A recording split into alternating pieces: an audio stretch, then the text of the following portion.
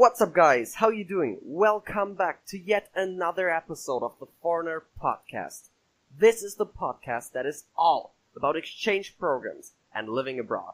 We feature content for future exchange students, those who are abroad right now, and those that came back a long time ago and like to see others going the way they already went. So, in conclusion, this is the podcast for everyone that is in anyhow interested in going abroad. And today, we have another special episode for you. And today, I'm joined by Mrs. Jensen. Hi! She was my American history teacher while I was in the US, and I thought that her perspective on the whole exchange student thing could be really important. So that's why this will be the main part of the episode today. I sent her the questions earlier, so she's prepared, and I would say we should jump right into it. What do you think, Miss Jensen? I think that's a great idea, Andre. All right. The first question, just for the listeners to get a little bit of a hold of you and imagine you as a teacher. For how long have you been teaching? Okay, I've been teaching for 16 years.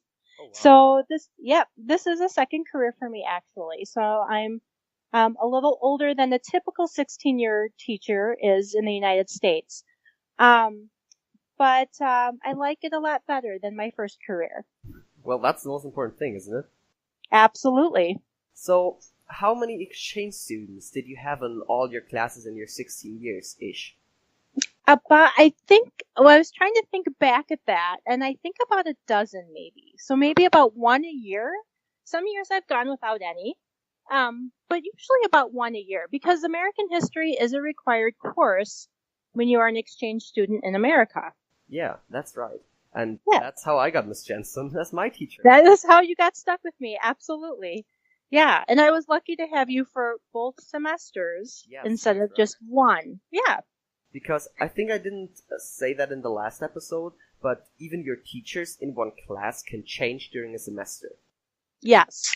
For you, Miss Jensen, in the last episode I talked about school in general in the US and in America, in the world. So if you're a listener and haven't listened to that episode yet, go back and revisit it, please. Go find out what school is like in America. I hope you said good things about school in America. I was the most honest I could be, so only good things. Good. Honest is good. Yes. You should always be honest. Yeah, So I've had students from Norway and Latvia, South Africa, mostly Europe though, Italy, Spain. Most of my exchange students honestly have been from Germany. Yeah, I can imagine that. So, having had that many exchange students, what would you say would be the difference between normal students and exchange students? Okay, so I laughed when you sent me that question. Normal students and exchange students. Let's just put it down to basic level. You're all teenagers. There's not really that much difference between you. Except that most exchange students tend to be high achievers. And I'm not saying that American students are not, because we do have a lot of American students that are super high achievers, but the proportion of exchange students that we have to American students, I mean, our exchange students all tend to be high achievers. I've had a couple of exchange students that haven't been. And it wasn't that they struggled, they just wanted to come to have fun. But we also have American students that are like that as well. So, you guys are not that much different. And I think I've only had one exchange student that was really homesick. Everybody else was enjoying the experience so much that they didn't really have time to be homesick. Oh. And I honestly think that you guys are all, like I said, you're all teenagers. You're not that much different. You really are. That's a nice thing to say, I would say. That's a good way to express it. It's a good thing. I like teenagers. That's why I teach at the high school. I can understand that. Yeah. A lot of people don't. It's okay. It's everyone's personal choice. And as long as you're happy in your job teaching, then you'll do a good class as you did to me for 1 year. Yes, absolutely. Well, don't forget, I have all teenagers at home, too. That is right. So, this is a good thing, yeah. Okay, get back So, to the next okay, question. yes, back. So, what makes a good exchange student, in your opinion? Okay, so this is, I was thinking about that too, and what would be good. And I was thinking about kids that really did well here, and I think it's kids that really are open to the experience. So we have different, obviously our culture is a lot different, and we have different traditions, even if we might share some commonalities with the rest of the world and their traditions. And I guess the biggest holiday that I was kind of thinking of was Christmas. America is a very commercialized Christmas. And so we spend a lot of our time at Christmas time with Santa and shopping and food and stuff like that. And you have a lot of people that are religious oriented that will do Christmas religiously, but it's kind of one of those things where that seems to be a time of year where people miss their families the most. And if you're somebody who like embraces that difference, knowing that you'll go back to your family and you'll go back to your own traditions, but you're going to experience a different tradition, and you just are very open-minded and you're willing to try new things and to experience new things, I think that's the kind of mindset you have to have. Yeah. Yeah, I mean, I think you have to be able to make friends and get along with people. If you're super introverted, this might not be a thing for you to do, because you're going to be a year away from home, from all your friends, and meeting all brand new people, and even trying to fit in with a brand new family. And, if you are somebody who, you can't even speak up in class, that maybe this isn't an experience for you. You have to kind of be willing to put yourself out there and put yourself in uncomfortable situations, because let's face it, Andre, how many times were you uncomfortable last year? In your class or just certain? No, just in general, not in my class, because I don't think you were ever uncomfortable in my class. Well, I mean, no, just kidding. But how many times was it weird or uncomfortable, or you just didn't know? Quite a lot, especially in school. Yeah. Right. So, I mean, you have to be okay with that, Yeah. And most of the American kids are pretty accepting. In fact, I would say that as an exchange student, you have a little bit of a bonus, because you are... Definitely have in the US. Yes, because you are like, ooh, an exchange student, how cool. And then they're all like wanting to be friends with you and hang out with you, and so or at least have talked to you once, so they are able to call you a friend. Right, exactly. So they kind of want to, you are like you're unique, a token. You're so unique that they are kind of drawn to you. So you have that advantage as an exchange student. So yeah, that's what I was thinking about that. And teenagers kind of sometimes find that hard to do. So you have to be ready for that. Yeah, you have to be open-minded and open-hearted, I would say. Absolutely. Yes, absolutely. Yeah, that's what also is gonna make you a good student, just in a scholarly way, because the American school isn't that high of quality, I would say, compared to a German school. No offense, Miss Jensen. Are you dissing my school? No. Well, no, okay. No. So let's put that into context, though, Andre. Okay. Let's think about this, right? So we talked about this last year, remember? And I asked you that question. How are we different? Mm-hmm. And you kind of said the same thing. And I said, well, explain that to me. And you said that you track people, right? Yeah. Yeah. And we don't, right? That's correct. So we educate everybody. So you will be in a classroom with people that are really low IQ or ability level, and really high IQ and ability level, and middle of the road. And everybody will be in the same classroom. So teachers have a little bit of a tougher job, because we have to try to meet the needs of all of those people, and then all the ones in between. So maybe not quality is the right word. Maybe it's access to people, or maybe it's a one-size-fits-all. I don't know what we want to say, but our education system is a little bit different than everybody else's. That's a good way to put it. It's different, yeah. And that's why it might seem easier to some people. Absolutely. So as a benefit to that, for an exchange student who is a high achiever, you will find yourself having a little bit more time to get involved in other stuff.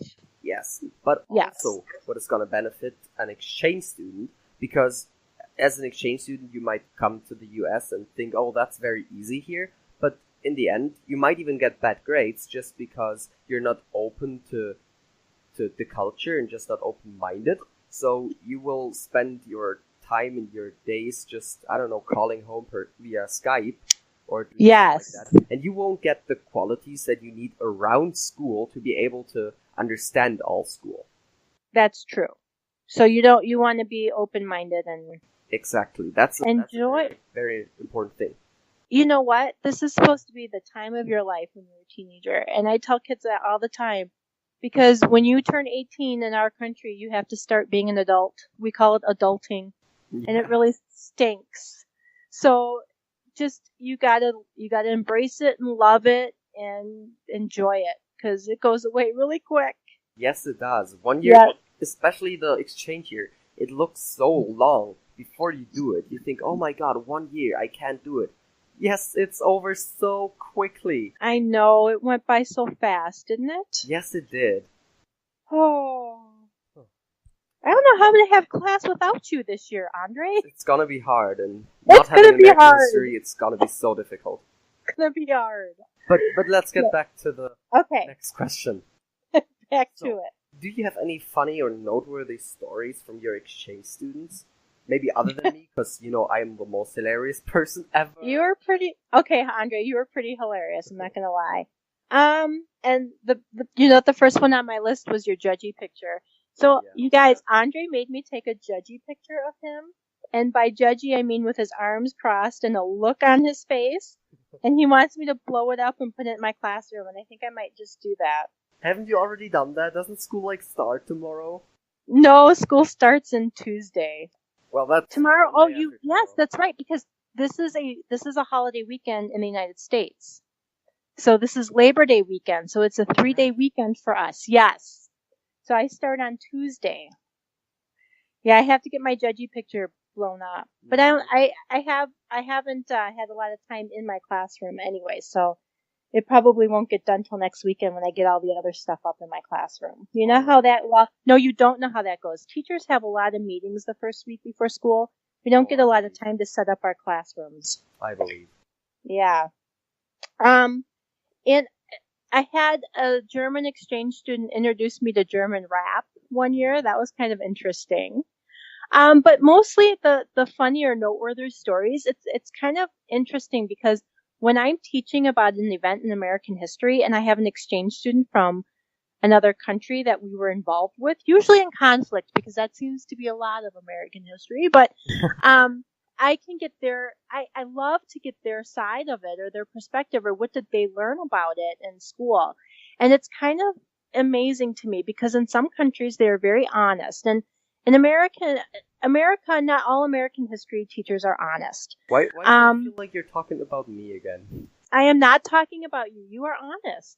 But some American history teachers are not honest. We are in the midst of a nationalist movement. Shocking, right? Look at who our president is. And so we have a lot of pushback from certain groups to teach the American history from a very, they would call it patriotic, I would call it nationalistic viewpoint, where America is always right, America is great, and I'm not going to lie, I do think America is great, but I am an American. Okay, so some American teachers will teach from a very nationalistic view, where, everything that America has done is wonderful, and some countries will do that, and I have found that when I ask my exchange students about what they have learned about, and some countries, tend to not, and I try not to teach American history that way because, we've done some pretty cruddy things to people, and my students should know that because it will help them understand what's going on in their society better today if they know what happened before. So, that's kind of an interesting thing is to always get that exchange student's perspective on different world events to see, what they're learning about in school and how they're, and how they're taught about how things have worked in the past. Yeah. I can only say that is a thing I like very much about your class, because the other teachers, they didn't really ask that much, but you always did. Mm-hmm. So I think that's a thing that mostly history teachers or society teachers do. Like my sociology teacher did it too sometimes. So that's why I think classes like that are always fun to exchange students. Oh, yeah, absolutely. We want to know what's going on in those little brains of yours. Yeah. Yeah, for sure.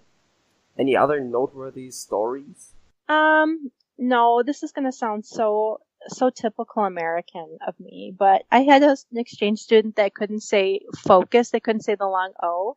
They said U instead, so they used to say fuckus. So I used to try to make them say that, so that I would giggle. That's not very nice, is it? I wouldn't do that with an exchange student, though, that I didn't have a good relationship with. I wouldn't do that just right off the bat. I mean, I would have to do that with somebody that could enjoy the giggle with me, because otherwise that would just be mean, and I am not a mean person, or at least I try not to be. That's the Minnesota nice way of being actively aggressive. Yes, that is the Minnesota nice way of being actively aggressive.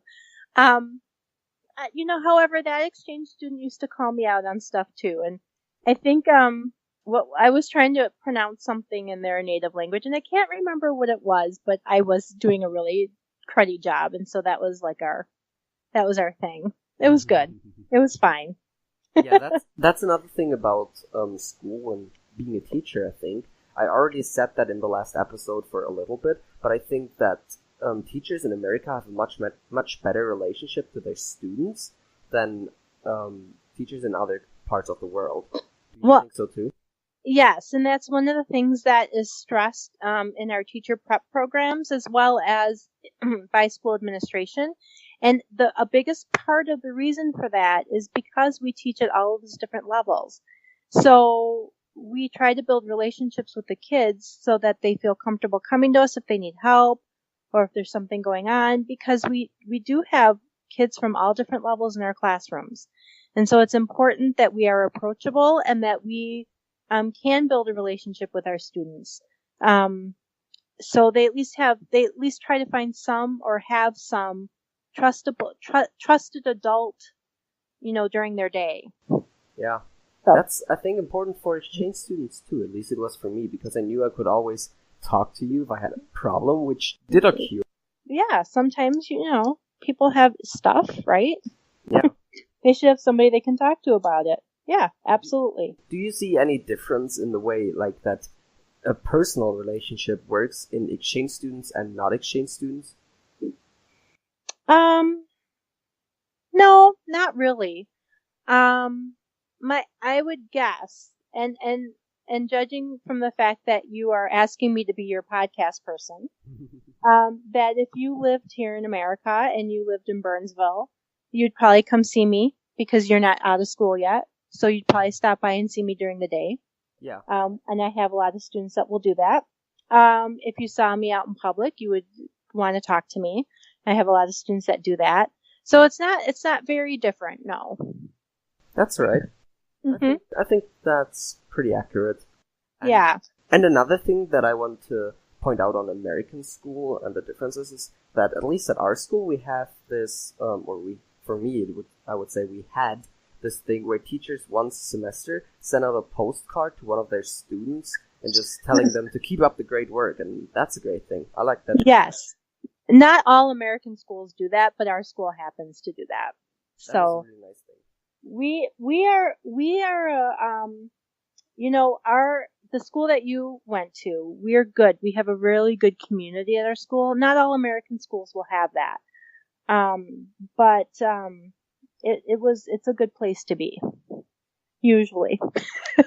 Usually, yes. If they don't set the bathroom on fire twice a year. Yeah, if they don't set the bathroom on fire twice a year, yeah. And again, like I said, we have all different levels of kids. Yeah, that was not a shining star, bright point in our year. Yeah. I'll let you know if that happens this year. Thank you. No worries. I'll keep you all posted. Okay. So let's come to the continuous segment of our podcast program. do you have any favorite quote? Like, that could be anything, just about life or whatever, exchange or not, just any favorite quote. Well, you know what I like to say. It is what it is, right? It is what it is. So you have a choice. You can make the best of it, or you can dwell on it and, not move on or be positive. It just is what it is. You got to work with what you got. That also applies to exchange programs, I would say. It certainly does. It applies to lots of things. That's why I say it all the time. Yes, you do. I do say that, don't I? It is what it is, people. But it helps.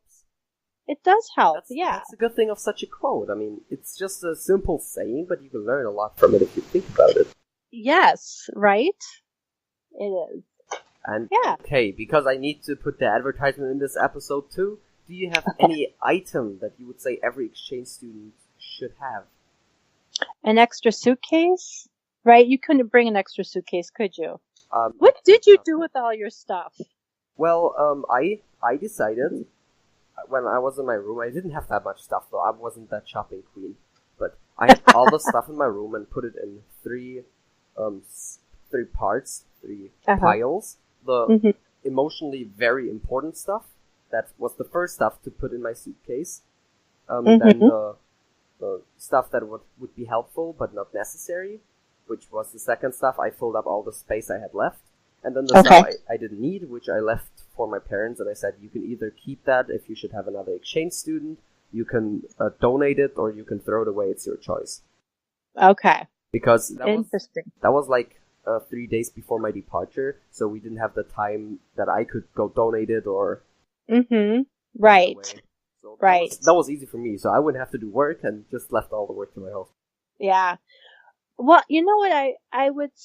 Well, see, and I don't know, because if I were an exchange student and I was coming to the United States, I probably would not bring that many clothes with me. I would bring a couple of outfits, to get me through, like maybe a week, and then I would shop for clothes here. Yes. Because I think that, well, especially in Minnesota, you don't pay taxes on clothes, and you can get a lot of stuff for a little bit of money here. Yes, that's right. So I would do that.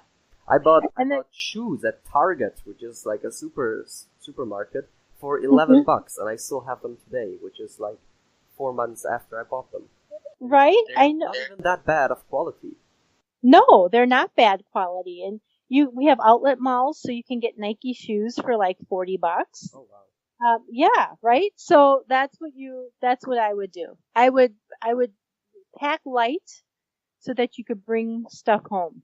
Yes, and always you can, of course, for most airlines, not every, but most, you should be able to just buy another suitcase and bring it on your flight for some extra charge, which can be really expensive. So that's why you wanna look. But if there's lots of stuff that is really important to you, it's maybe a good thing to bring it with you. Right. And suitcases, and if you pack well, if you roll things, then you can fit more into your suitcase. And suitcases, even if you need to buy another suitcase here, you can still get one fairly inexpensive. Yes. That is correct. So there's a lot of opportunities for retail therapy in the United States. But don't try to buy a suitcase in a Walmart. We spent 40 minutes wandering through a Walmart trying to find a suitcase, asking 5 different people, and every one of them led us to a different direction of the store, but in the end there was no single... There was no suitcases. No, you want to go to like Herberger's for a suitcase, or Kohl's or something. Yeah.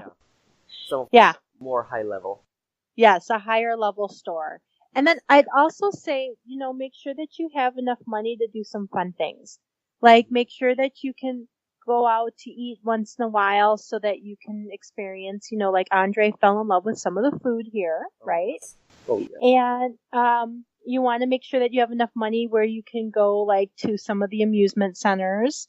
You want to, or to go to a movie or whatever. So, I mean, I guess it would be more funding stuff than anything else. Yeah. Yeah. Because you only have 1 year, and you should spend your money in that 1 year. Right. But also keep in mind to not like spend it senselessly on things Yes. that won't benefit you. Right. Absolutely. And that's just common sense for, like, you know, People.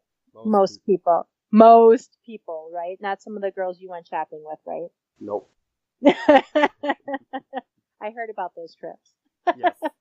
You always gotta watch out what do you buy. Like Yes. when you're in the mall and your friends that maybe are super rich, they say, "Oh, let's drink another coffee after you stopped at Starbucks twice." Maybe don't say, "Yeah, let's buy another large mocha or something," because Plus, it's just a waste of money.